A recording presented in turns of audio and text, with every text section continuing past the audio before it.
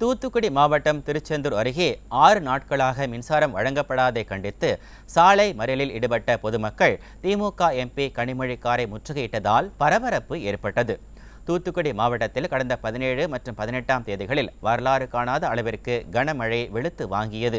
இதனால் திருச்செந்தூர் அருகே உள்ள ஆத்தூர் பகுதி முழுவதும் வெள்ள நீர் சூழ்ந்து கடுமையான பாதிப்புகளை ஏற்படுத்தியுள்ளது. இந்த நிலையில் 6 நாட்களாக தெற்கு ஆத்தூரில் உள்ள 4 தெருக்களில் மின்சாரம் வழங்கப்படாததை கண்டித்து அப்பகுதி மக்கள் சுமார் 200க்கும் மேற்பட்டோர் தெற்கு ஆத்தூர் பேருந்து நிலையம் முன்பு சாலை மறியல் போராட்டத்தில் ஈடுபட்டனர்.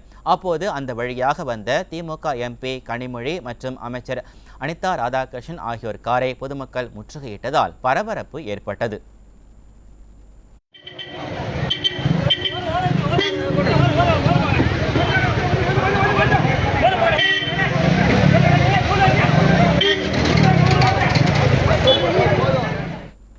தூத்துக்குடி மாவட்டம் சாத்தான்குளத்தில் தனியார் நிதி நிறுவனம் சார்பில் 200 பெண்களுக்கு ஒரே இடத்தில் வைத்து வெள்ள நிவாரணம் கொடுக்க முயன்ற போது அதில் பெண் ஒருவர் திடீரென மயக்கம் போட்டு விழுந்ததால் பரபரப்பு ஏற்பட்டது.